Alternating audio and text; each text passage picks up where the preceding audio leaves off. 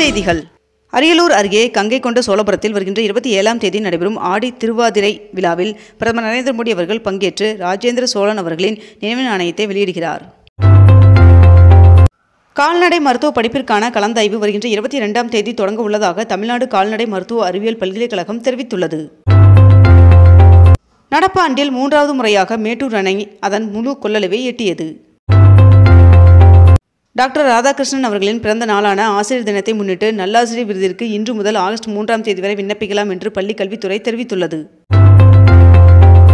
46வது ஆண்டில் அடியெடுத்து வைக்கும் திமுக இளைஞரணி என்று துணை முதல்வர் உதயநிதி ஸ்டாலின் அவர்கள் எக்ஸ் தளத்தில் பதிவு செய்துள்ளார்.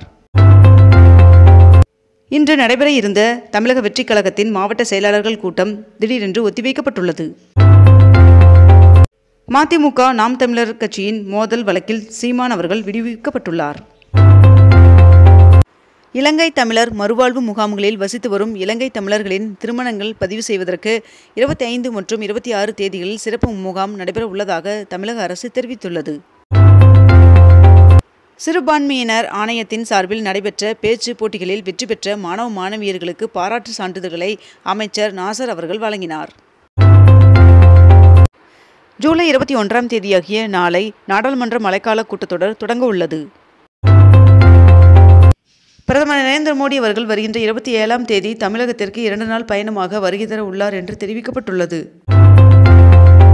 இன்று தமிழகத்தில் நீலகிரி, கோவை ஆகிய மாவட்டங்களின் மலைப்பகுதிகளில் ஒரு சில இடங்களில் கனம் முதல் மிக கனமழையும், தேனி, தென்காசி, கன்னியாகுமரி, திருநெல்வேலி மாவட்டங்களில் மலைப்பகுதிகளில் ஒரு சில இடங்களில் கனமழையும் பெய்ய வாய்ப்புள்ளதாக வானிலை மையம் தகவல் தெரிவித்துள்ளது.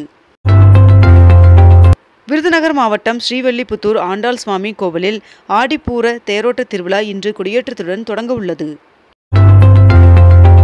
பிளாஸ்டிக் பொருட்களுக்கு தடை என்ற அரசாணை பிறப்பித்த பின் 21 கோடி ரூபாய் அபராதம் வசூல் செய்யப்பட்டுள்ளதாக மாசு கட்டுப்பாட்டு வாரியம் தகவல் தெரிவித்துள்ளது. தமிழ்நாடு சீர்மரபினர் நல வாரியத்தால் செயல்படுத்தப்படும் நலத்திட்டங்களுக்கு ஆதார் அங்கீகாரம் கட்டாயமாக்கப்பட்டுள்ளது. திருவண்ணாமலை அண்ணாமலையார் சுவாமி கோவிலில் ஆடிப்பூரம் பிரம்மோற்சவம் கொடியேற்றத்துடன் நேற்று தொடங்கியது. தமிழகத்தில் பல்வேறு பகுதிகளில் வருகின்ற 22ஆம் தேதி வரை கனமழை பெய்யும் என்று வானிலை மையம் தகவல் தெரிவித்துள்ளது.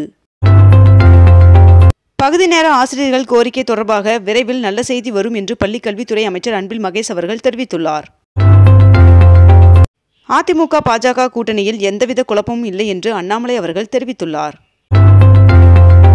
பிரதமர் நரேந்திர மோடி அவர்கள் ஜூலை 23ஆம் தேதி முதல் 26ஆம் தேதி வரை இங்கிலாந்து மற்றும் மாலத்தீவிற்கு அரசுமுறை சுற்றுப்பயணம் மேற்கொள்ள உள்ளார் என்று தெரிவிக்கப்பட்டுள்ளது. அரசு பள்ளிகளில் மேலாண்மை குழு கூட்டத்தை ஜூலை 25ஆம் தேதி நடத்துமாறு பள்ளிக் கல்வித்துறை உத்தரவிட்டுள்ளது.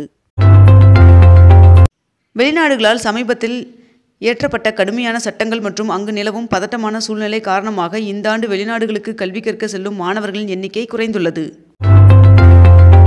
அரசு பள்ளிகளில் மேலாண்மை குழு கூட்டத்தை ஜூலை 25ஆம் தேதி நடத்துமாறு பள்ளிக் கல்வித்துறை உத்தரவிட்டுள்ளது. முதல் சுற்று பொறியியல் கலந்தாய்வில் 19,193 மாணவர்களுக்கு சேர்க்கை ஆணை ஒதுக்கீடு செய்யப்பட்டுள்ளது. அரக்கோணம் அருகே தண்டவாள இணைப்புகளில் ஏற்பட்ட கோளாறு சீரானது. 22 கேரட் ஆபண தங்கத்தின் விலை சவரனுக்கு 480 ரூபாய் அதிகரித்து ஒரு சவரன் 73,360 ரூபாய்க்கு விற்பனையாகிறது. அதேபோல் 1 கிராம் வெள்ளியின் விலை கிராமிற்கு 1 ரூபாய் அதிகரித்து 1 கிராம் வெள்ளி 126 ரூபாய்க்கு விற்பனை செய்யப்பட்டு வருகிறது. ஒகேனக்கல் காவிரியாற்றின் நீர்வரத்து 28,000 கனஅடியாக அதிகரித்துள்ளது.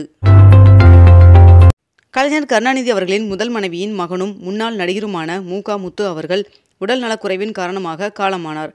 அவரது வயது 77. புதுமை, தொழில் முனைவு உள்ளிட்ட பல்வேறு காரணங்களால் உலகளாவிய திறன் மையமாக கோவை மாறி வருகிறது என்று அமைச்சர் பழனிவேல் தியாகராஜன் அவர்கள் தெரிவித்துள்ளார். டிஎன்பிஎஸ்சி குரூப் 2 மற்றும் 2A தேர்வுகள் செப்டம்பர் 28ஆம் தேதி நடைபெறும் என்று தெரிவிக்கப்பட்டுள்ளது. ஓ. பன்னீர்செல்வம் அவர்களின் தலைமையில் செப்டம்பர் 4ஆம் தேதி மதுரையில் மாநாடு நடைபெறும் என்று தெரிவித்துள்ளார். கங்கை கொண்ட சோழபுரத்தில் ஜூலை 27ஆம் தேதி ராஜேந்திர சோழன் அவர்களின் 1000 ஆண்டு விழா நடைபெற உள்ளது. இந்நிகழ்ச்சியில் பங்கேற்கும் பிரதமர் நரேந்திர மோடி அவர்கள் ராஜேந்திர சோழன் அவர்களின் நினைவு நாணயத்தை வெளியிட உள்ளார். பீகாரில் 7,200 கோடி ரூபாய் மதிப்பிலான திட்டங்களை பிரதமர் நரேந்திர மோடி அவர்கள் தொடங்கி வைத்தார்.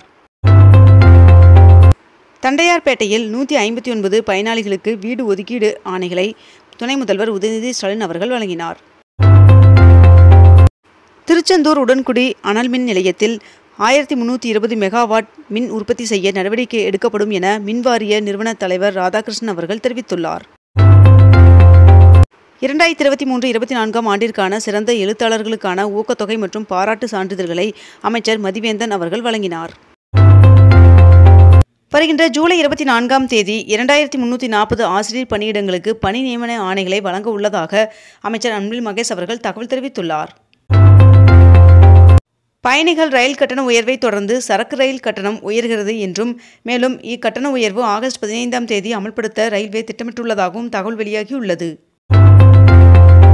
சென்னையில் பெரம்பூர் அம்பத்தூர் இடையே மேலும் 2 ரயில் பாதைகள் அமைக்க தெற்கு ரயில்வே பரிந்துரை செய்துள்ளதாக தகவல் வெளியாகியுள்ளது. தமிழ்நாட்டில் பேருந்து ஓட்டுநர் நடத்துனர் பணிக்கான எழுத்துத் தேர்வு வருகின்ற ஜூலை 27ஆம் தேதி நடைபெற உள்ளதாக தெரிவிக்கப்பட்டுள்ளது. மேட்டூர் அணைக்கு நீர்வரத்து 17,880 கனஅடியிலிருந்து 18,610 கனஅடியாக அதிகரித்துள்ளது. தனக்கு எதிரான வழக்கை ரத்து செய்ய கோரி முன்னாள் அமைச்சர் KC வீரமணி அவர்கள் தாக்கல் செய்த மனுவை தள்ளுபடி செய்து சென்னை உயர்நீதிமன்றம் உத்தரவிட்டுள்ளது. முதலமைச்சர் மு க ஸ்டாலின் அவர்களின் தலைமையில் சென்னை அண்ணா அறிவாலயத்தில் திமுக மக்களவை மற்றும் மாநிலங்களவை உறுப்பினர்கள் கூட்டம் நடைபெற்றது. ஓசூரில் மேலும் ஒரு சிப்காட் பூங்கா அமைக்க சுற்றுச்சூழல் அனுமதி கோரி தமிழ்நாடு அரசு விண்ணப்பித்துள்ளது. கடலூர் கொடுக்கன்பாளையம் பகுதியில் தரிசு நிலங்களில் காலனி ஆலைகளை அமைக்க வேண்டாம் என்று அன்புமணி ராமதாஸ் அவர்கள் வலியுறுத்தியுள்ளார். பவானிசாகர் அணைக்கு நீர்வரத்து 2361 கனஅடியில் இருந்து 4012 கனஅடியாக அதிகரித்துள்ளது. TNPSC குரூப் 2 பணிக்கான தேர்வு சான்றிதழ் சரிபார்ப்பு கலந்தாய்வு வருகின்ற 22ஆம் தேதி தொடங்கும் என்று TNPSC அறிவித்துள்ளது. பழனி தண்டாயுதபாணி சுவாமி கோவிலில் உண்டியல் காணிக்கையாக 5 கிலோ தங்கம் கிடைக்கப்பட்டுள்ளது. 2026ஆம் ஆண்டு அதிமுக தனித்தே ஆட்சி அமைக்கும் என்று எடப்பாடி பழனிசாமி அவர்கள் மீண்டும் திட்டவட்டமாக தெரிவித்துள்ளார்.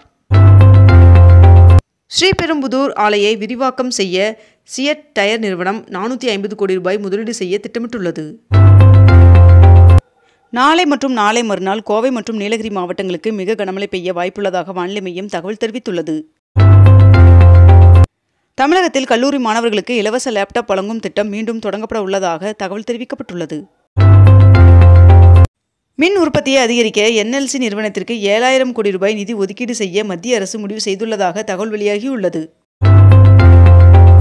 இத்துடன் இன்றைய தலைப்புச் செய்திகள் நிறைவடைகின்றன. மேலும் இதுபோன்ற அண்மை தகவல்களை உடனுக்குடன் தெரிந்து கொள்ள அக்னிபூ சேனலை சப்ஸ்கிரைப் செய்து கொண்டு தொடர்ந்து இணைந்திருங்கள். நன்றி, வணக்கம்.